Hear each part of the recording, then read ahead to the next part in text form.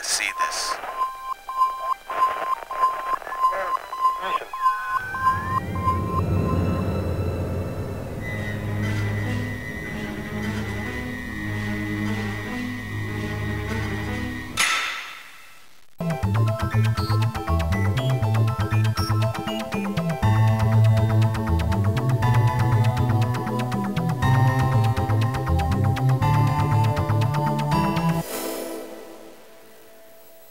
O programa Destaque está recebendo hoje nos estúdios o Dr. Manuelito Eduardo Campos, da Faculdade Integrada da Grande Fortaleza, com muito prazer, o Dr. Edson Marcos de Godoy Palomares. Ele tem licenciatura plena em Educação Física, especialista, mestrado e doutorado em treinamento desportivo da Academia Estatal de Cultura Física da Rússia, coordenador do curso de Educação Física da FGF e atual membro da Academia Brasileira de Treinadores, COB, que é o Comitê Olímpico Brasileiro, o único representante das regiões Norte e Nordeste, na função de formar os treinadores que irão atender às seleções olímpicas brasileiras. Dr. Edson, muitíssimo obrigado pela sua presença aqui no programa Destaque. A gente costuma começar esse programa assim, querendo saber um pouco mais da pessoa. Eu queria saber quando foi que você teve vontade, né, na sua linha do tempo, de trabalhar com a educação física? Foi desde criança? Muito boa tarde, Jonas. É um prazer estar aqui. Essa é uma pergunta difícil de ser respondida, mas isso começou por volta dos meus 13 anos, quando eu comecei a jogar futebol. E comecei a jogar nas categorias de base do Coritiba Futebol Clube. Me profissionalizei, cheguei a jogar até o campeonato de 85, quando o Coritiba foi campeão brasileiro, contra o Bangu, no Maracanã. Logo em seguida, me tornei um atleta do Exército Brasileiro e, em seguida, assim que dei baixa do Exército Brasileiro, das fileiras do Exército, eu comecei a trabalhar a minha cabeça voltada para a educação física. Tinha passado pela ESEFEX, que é a Escola de Educação Física do Exército, e aí acabei fazendo curso civil na Universidade Federal do Paraná. Durante essa graduação, eu fiquei sabendo de um curso de treinamento que ocorreria na Rússia, lá em Moscou. E isso me encantou, né? A possibilidade de conhecer um país que sempre me atraiu, né? Porque nós não tínhamos informações sobre aquele país até então de forma tão aberta, tão explícita. E houve essa possibilidade. Chegando lá, me encantei pelo país e acabei ficando lá por quase 6 anos. E nesse período, a gente acabou entendendo o que é a cultura física, que vai muito além de uma aula de educação física, de uma equipe de futebol ou de uma seleção pela qual nós choramos. Isso faz parte realmente de um contexto bem maior, e qual nós estamos engatinhando agora. Então é uma história que já tem aí seus 34 anos, né, desde que a gente começou a se encantar pelo mundo esportivo. E eu penso o seguinte, Jonas, o esporte ele é necessário para o mundo porque ele vai domesticar o instinto humano de ser o melhor. As pessoas, o homem, tem necessidade de mostrar para os outros homens que ele é melhor na sua área. E se nós não tivermos o esporte, infelizmente, nós vamos acabar pegando a arma e indo para uma guerra. Então o esporte ele acaba domesticando. Um bom exemplo disso são as artes marciais. As artes marciais, o próprio nome, nos leva ao deus grego, Marte, que é o deus da guerra. E, na verdade, nós domesticamos hoje, após uma luta de judô, se cumprimentam, cumprimenta o árbitro, o taekwondo, e o boxe e assim por diante. Então eu penso que isso é uma forma de atenuar o instinto, né, do ser humano. Muito embora, no movimento olímpico, ainda exista a humilhação pública, que é o momento do pódio, onde um país fica em cima, os dois ficam embaixo, toca o hino de um país, e os outros têm que ouvir respeitosamente, mas é bem melhor do que nós temos uma marcha de uma companhia ou de um batalhão sobre uma cidade. Acho que esse é o instinto e o papel do esporte na sociedade hoje.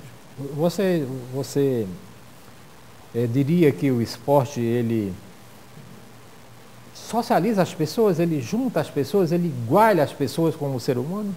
Nós temos duas vertentes esportivas. Nós temos uma esportiva voltada para socialização e uma outra que é o business, é o dinheiro. E elas são opostas. Então nós temos aí movimentos que realmente não fazem isso que você está falando. O esporte hoje profissional, principalmente o esporte coletivo, futebol, basquetebol, voleibol, a rivalidade entre torcidas tem se mostrado no mundo inteiro que está muito longe de socializar alguém. No entanto, o esporte individual, ao contrário, até de forma antagônica, a gente tem percebido que tem conseguido fazer isso, né? Os movimentos olímpicos lutam para que isso aconteça. Muito embora, se nós formos prestar atenção agora, e é uma proposta do Comitê Olímpico Internacional, para que sejam somadas as medalhas, não só da Olimpíada dita normal, mas da Paralimpíada também. Ou seja, o Brasil teria que somar essas medalhas no seu quadro. E aí nós iríamos para segundo ou terceiro lugar no mundo. Porque nós vamos muito bem. Na Paralimpíada nós devemos ficar entre as cinco maiores potências. Mas isso não. Então existe uma divisão, né? Existem divisões esportivas. Existe a parte da socialização, aquela parte que nós temos o esporte como um show, né? E o esporte inclusão, que é justamente esses atletas que estão agora brigando lá. Por que nas Olimpíadas nós temos assim, não é um desempenho, a quantidade de medalhas em relação ao potencial do nosso país em relação aos outros é muito pequena. A gente não treina bem os nossos atletas? Nós não temos a cultura esportiva. Vamos imaginar o Azerbaijão. O Azerbaijão ficou à frente do Brasil no quadro de medalhas de ouro, né? É um país da antiga União Soviética e o Azerbaijão conseguiu aí suas 5 medalhas de ouro. Então, na verdade, isso surpreende. Por que o Brasil não consegue esse resultado? Porque o brasileiro não tem essa cultura de se fechar dentro de ginásios e ficar treinando 8 horas por dia num país extremamente quente, tropical. Então, não faz parte da nossa cultura isso. Faz parte das culturas desses povos mais do leste europeu, né? Os esportes coletivos nos agradam, mas eles rendem poucas medalhas e o que leva a uma medalha no esporte coletivo são vários fatores, né, o que leva a medalha. Então, muitos desses fatores, existem muitas variáveis. E essas variáveis muitas vezes nos impedem de ganhar uma medalha de ouro, como aconteceu, por exemplo, no vôlei. Uma simples falta de concentração, uma quebra num serviço de um russo e nós começamos a perder uma partida que a medalha de ouro já estava no peito e os russos começaram a tirar essa medalha de nós. E as meninas aconteceu exatamente o contrário no vôlei. Então e é por isso que esse movimento está sendo começado no Comitê Olímpico iniciou-se no Comitê Olímpico Brasileiro, para que a gente seja um pouquinho mais inteligente na nossa estratégia da busca da medalha. Ou seja, investimos muito dinheiro em esportes onde nós vamos conseguir 1 ou 2 medalhas e deixamos de investir em modalidades em que nós podemos conquistar 5, 6, 7, 8 medalhas. Desculpa a minha ignorância, por que os Estados Unidos, que no contexto geral aqui em Cuba também, né, e às vezes ganham mais medalha do que a gente, qual é a diferença do treinamento? A gente não tem, por exemplo, o americano, o americano que ganha mais medalha do que às vezes vários países, não é isso? Por que isso? O que é que eles fazem lá? Podemos pegar como exemplo o Phelps, que só ele tem mais medalhas que a Argentina. Pronto, e aí? Só um atleta americano. E aí? Então vamos Como é que a gente entender. vai fazer esse atleta? Em 1940, a década de 40 para 50, com o término da Segunda Guerra Mundial, 2 grandes potências entenderam que não poderiam mais se degladiar no campo militar, que eram os Estados Unidos e a União Soviética. Investiram em 2 áreas, Jonas, principalmente na área espacial e no esporte. Foi uma nova guerra que começou. E investiram fortemente, muito dinheiro foi investido. Os americanos investiram na parte fisiológica do treinamento desportivo, laboratórios incríveis para desenvolver corpos desses atletas. Os soviéticos, por sua vez, começaram a estudar e massificar o esporte no país, né, fazendo com que crianças das mais tenras idades começassem a praticar modalidades esportivas as mais variadas possíveis. Nós, por sua vez, aqui no Brasil, acabamos o quê? Fazendo com que o nosso esporte se resumisse a 4 modalidades das escolas, que eram aquelas dentro da quadra poliesportiva: o voleibol, o basquetebol, o handebol e o futsal. Então nós tiramos das nossas crianças, durante décadas, a possibilidade de vivenciar outras modalidades esportivas. O resultado se reflete agora. Então, o que é necessário hoje para se reverter esse quadro, onde nós temos os americanos numa superioridade incrível, e não se pode nem comparar com a China, que tem uma população praticamente 10 vezes maior que a americana, e mesmo assim ficou atrás dos Estados Unidos no quadro de medalha. Então, na verdade, a gente tem que agora fazer uma análise, que é o que o Comitê Olímpico está fazendo, de onde é que o Brasil se insere. Qual o melhor modelo para o Brasil seguir? O chinês, o americano, o russo, o soviético? O que nós temos que adaptar para que a gente possa ter um sucesso semelhante ao deles? Porque nós vamos ter uma Olimpíada no Brasil e o objetivo hoje do COB, 2012, é chegar em 2016 entre as 10 maiores potências esportivas e se manter entre elas. Talvez seja o mais difícil. Não só chegar. Por estar em casa, os atletas vão estar hipermotivados, nós vamos participar de todas as modalidades, pela primeira vez na história, mas o mais importante é manter esse quadro lá. E é isso que começa a ser montado com essa Academia Brasileira de Treinadores. Pois é, eu queria saber exatamente isso. Será que nós, em 2016, nós vamos realmente marcar presença ou nós vamos estar sediando as Olimpíadas para bater palma para os outros atletas? O que tem que ficar claro para o povo brasileiro é que nós não vamos ficar nem entre as 4 maiores potências. Isso é óbvio pela estatística que vem seguindo os Jogos Olímpicos aí nessas últimas edições, nas últimas 5 edições. Então nós vamos ficar atrás dos Estados Unidos, vamos ficar atrás de China, vamos ficar atrás de Rússia, vamos ficar atrás de Inglaterra, isso é um fato. Qualquer coisa acima de 10º lugar para o Brasil é surpresa. 10º lugar é o esperado. Abaixo de 10º seria uma decepção para o Comitê Olímpico. Por quê? Os atletas que estão sendo preparados, eles estão recebendo um apoio muito grande do Comitê Olímpico. Então, muitas vezes não é noticiado, mas o Comitê Olímpico ele mobiliza grandes somas em dinheiro para que esses atletas possam ter o treinamento ideal. Longe do treinamento que um americano consegue obter, que um inglês ou então que um russo consegue obter, um chinês. Mas dentro da realidade nossa, brasileira, e da falta de apoio que nós tivemos aí nas últimas 20 décadas ao esporte nacional, o que está sendo feito é algo assim quase que milagroso. Isso a gente tem que entender, Jonas. Então eu acredito que nós podemos sonhar com mais 10 medalhas, cerca de 26, 27 medalhas para o Brasil na Olimpíada de 2016. Então, como seria esse treinamento aqui que você é o único representante da região Norte-Nordeste? Como é isso? Pois então, o presidente do COB, o Nussmann, ele fez uma seleção. Ele selecionou 18 professores, mestres, doutores do nosso território, para que eles fossem ao COB, porque existia uma dicotomia muito grande. Ou seja, a nossa ciência, o nosso mundo científico está dentro das universidades. Então eu faço a pesquisa aqui dentro da universidade, na USP, na Unicamp, e o treinador acaba não recebendo. Eu publico, melhoro meu currículo Lattes, mas o treinador em si não recebia esses estudos. E esses estudos não eram realizados com atletas de alto nível, eram atletas medianos, porque o atleta de alto nível era inatingível para os estudiosos. Então o Nussmann, dentro da sua ideia, e copiando alguns modelos já existentes, resolveu levar então esses profissionais para dentro do Comitê Olímpico. E lá eles vão poder passar a sua experiência, os seus métodos, aquilo que eles estudam nos livros e fazem pesquisa mundialmente conhecidas e visitam vários países, para os treinadores brasileiros, que serão pré-selecionados, passaram por um programa, um processo de vestibular nacional há uma semana, Jonas. Desses mais de 500 inscritos, todos treinadores, somente 102 vão estar no Rio de Janeiro agora a partir de outubro. Em 3 módulos presenciais, com 750 horas de aula, 200 horas de estágio nacional e estágio internacional para esses treinadores brasileiros. Para que eles comecem a entender o que é a ciência, como a ciência pode ajudar o atleta dele. Porque eles não tinham esse acesso. Eles tinham que buscar na internet informações. Então o nosso treinador estava sendo deixado de lado. Consequentemente, o nosso atleta. Consequentemente, o resultado era baixo. E você é um desses treinadores? Jonas, para nossa felicidade, a gente foi lembrado e dentro da nossa região norte e nordeste do país, infelizmente, e é algo que eu até comentei lá junto ao Comitê Olímpico Brasileiro, somente eu fui chamado para poder representar essas 2 imensas regiões do nosso país, que eu tenho certeza que tem uma gama incrível de atletas. Certo. Aí como é o passo seguinte? Pronto, aí nós vamos...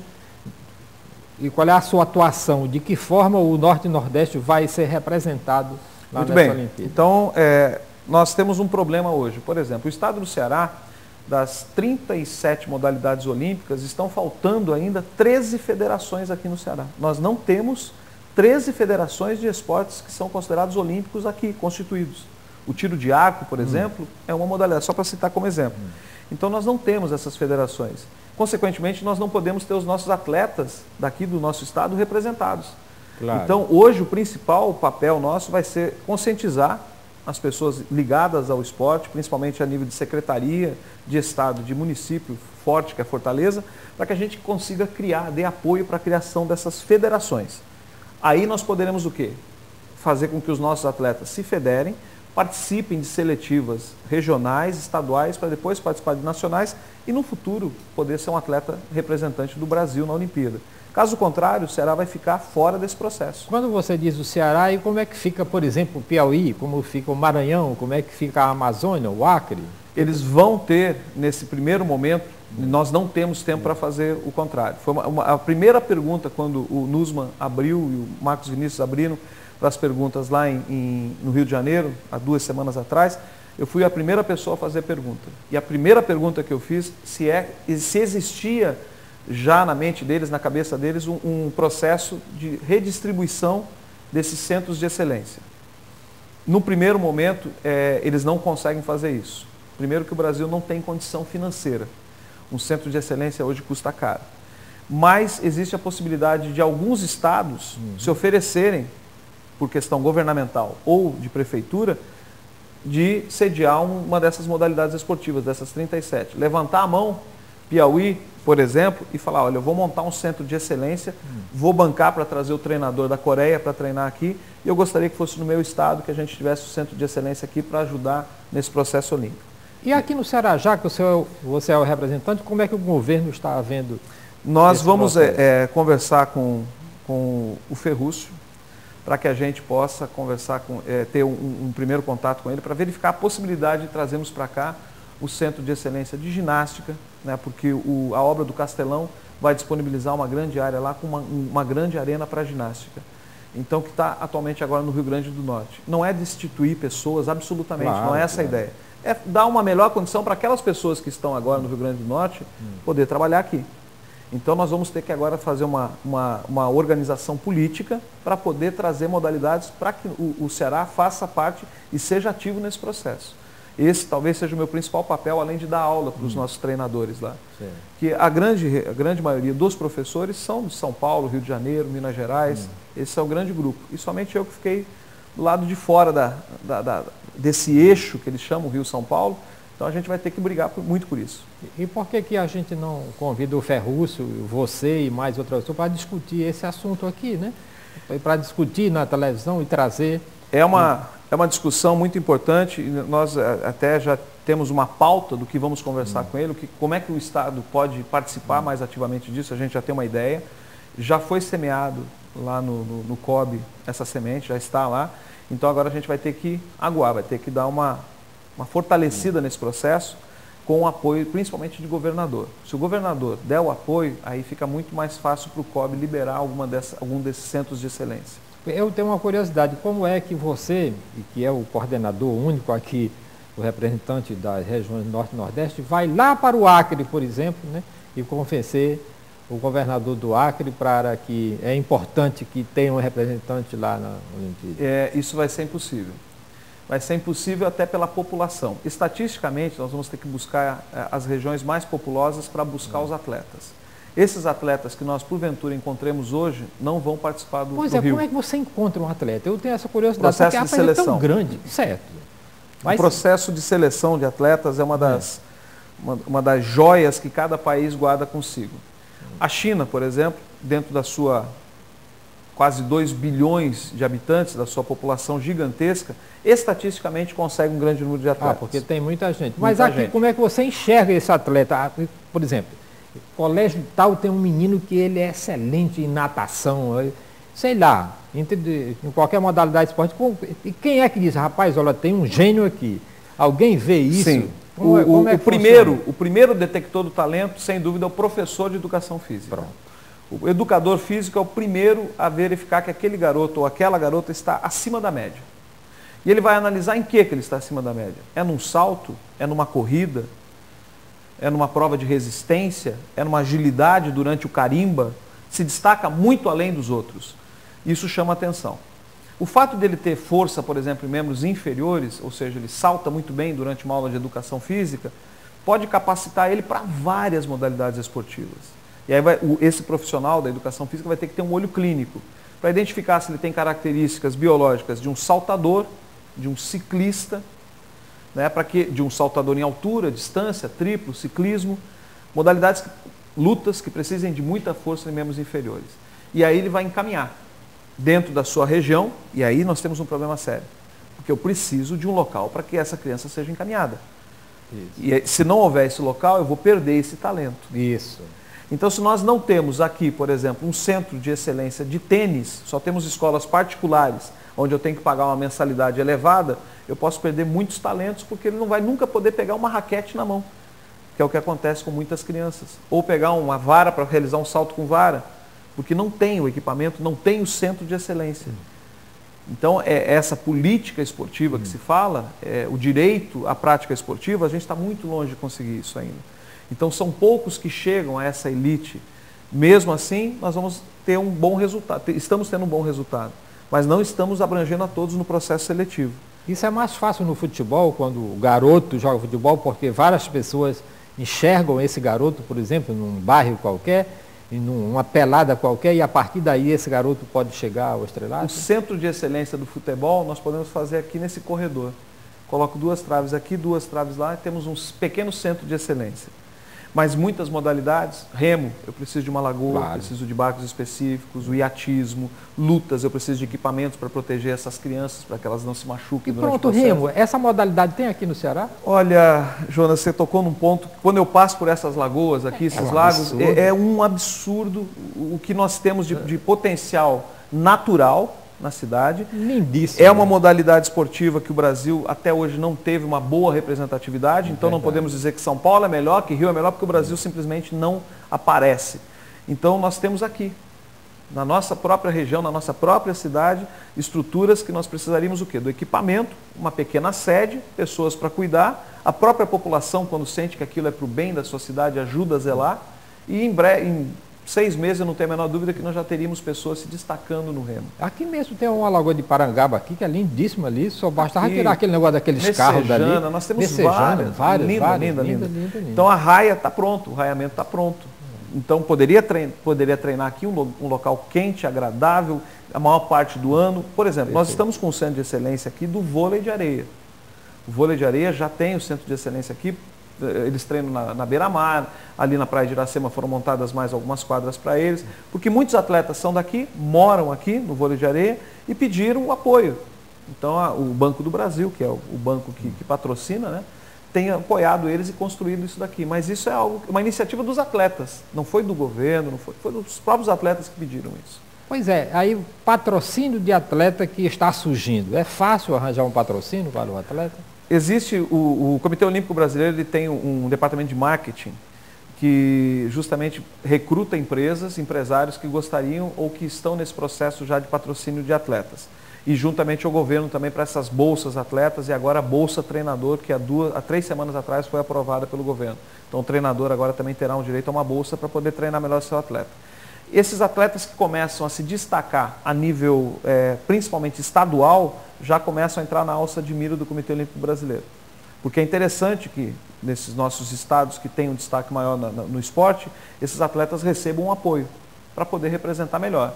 Viagens caras, viagens internacionais, hotéis internacionais, equipamentos são da melhor qualidade, porque senão o nosso atleta não pode ir para essa guerra. Voltando lá no começo da nossa conversa, eu não posso mandar o meu atleta para uma guerra onde vai ter metralhadora com um canivete, que daí é desumano. E a gente tem feito isso em algumas modalidades. E o cabo morre, o atleta, antes de entrar na guerra, né? Não chega na semifinal. Não chega na semifinal. É verdade. Muitas vezes é um psicólogo que faltou para ele, né? Uma pessoa que apoiasse ele, que entendesse ele, um nutricionista, que dissesse para ele que ele deveria ter comido, deveria ter se alimentado. Nós já tivemos atletas em Olimpíada que tiveram diarreia durante a maratona. É inadmissível isso, por uma falta de orientação, muitas vezes, do que comer ontem, do que comer às vésperas da prova. Então, isso, o Comitê Olímpico tem essa preocupação, né? Já mandou uma grande equipe de psicólogos agora, teve uma vila olímpica, uma das melhores vilas olímpicas, ficou à disposição dos atletas brasileiros lá em Londres, porque repetiu o número de medalhas, embora o pessoal possa pensar, mas o Brasil só ganhou uma medalha a mais. É que nós temos que pensar que todas as potências também se fortaleceram para essa Olimpíada. E a tendência é cada vez essas medalhas se distribuírem mais. Nós temos mais potências surgindo, como está acontecendo realmente. E o Brasil ganhou uma medalha a mais. Então o resultado não foi de todo negativo, atingiu as expectativas do Comitê Olímpico. E qual o legado de uma Olimpíada dessa para o Brasil? O que é que fica quando ela termina? Os últimos países, eu acompanho desde Sydney, quando eu estive presente na Olimpíada em 2000 lá em Sydney, os países, principalmente a cidade, isso tem que ficar bem claro, né, para o povo brasileiro, a cidade ganha muito. o Comitê Olímpico é muito rígido com as suas normas, né, para que possa ser realizada uma Olimpíada. Tanto que se há 8 meses ele entender que não vai haver condição, ele pode mudar a sede há 8 meses, com 8 meses de antecedência. Então é o sistema urbano, né, o sistema de segurança tem que ser muito revisado, e isso já está tendo uma preocupação muito grande lá no Rio de Janeiro, que é o principal problema, né? As estruturas esportivas se tornam um legado, ou seja, a gente vai ficar com estruturas esportivas de primeiro mundo, para que a gente possa continuar realizando competições e poder ainda continuar selecionando os atletas. Daí a importância de nós descentralizarmos, para que não fique somente para as pessoas nascidas no Rio de Janeiro todo esse legado, para que a gente possa ter em outros pontos do Brasil outras modalidades esportivas que também atraem os jovens, e não somente lá. Então, se eu morar aqui, como é que eu vou praticar o ciclismo, que só tem lá, não tem em outro lugar no Brasil? E eu poderia ser o campeão mundial do ciclismo. Claro. Deus me deu esse dom, mas claro, eu não tenho nenhum velódromo aqui para praticar. É verdade. Nós estamos chegando ao fim aqui do programa de Destaque. Você tem 1 minuto para as suas considerações finais, uma conversa muito boa. Jonas, eu agradeço, né, imensamente, é um momento importante para o esporte nacional, e eu acho que é importante para nós aqui do Ceará. Eu já me considero cearense, meu filho nasceu aqui, e a gente tem brigado muito para que as coisas aconteçam, e nós não podemos ficar esquecidos nesse processo. Embora a Olimpíada aconteça no Rio de Janeiro, ela é brasileira, acima de tudo. Os atletas que estarão lá representando o nosso país serão de várias regiões, vários estados do nosso país, e nós queremos tentar mandar o maior número possível de atletas do Ceará, né, e do Nordeste, nossos estados irmãos aqui. Podemos criar uma grande comissão para representar bem o nosso país nesse momento que vai ser um dos maiores momentos de confraternização universal. É isso que a gente espera. Te agradeço. Muitíssimo obrigado. Aqui é o Edson Marcos de Godoy Palomares, aqui que é o nosso coordenador do curso de Educação Física da Faculdade Integrada da Grande Fortaleza.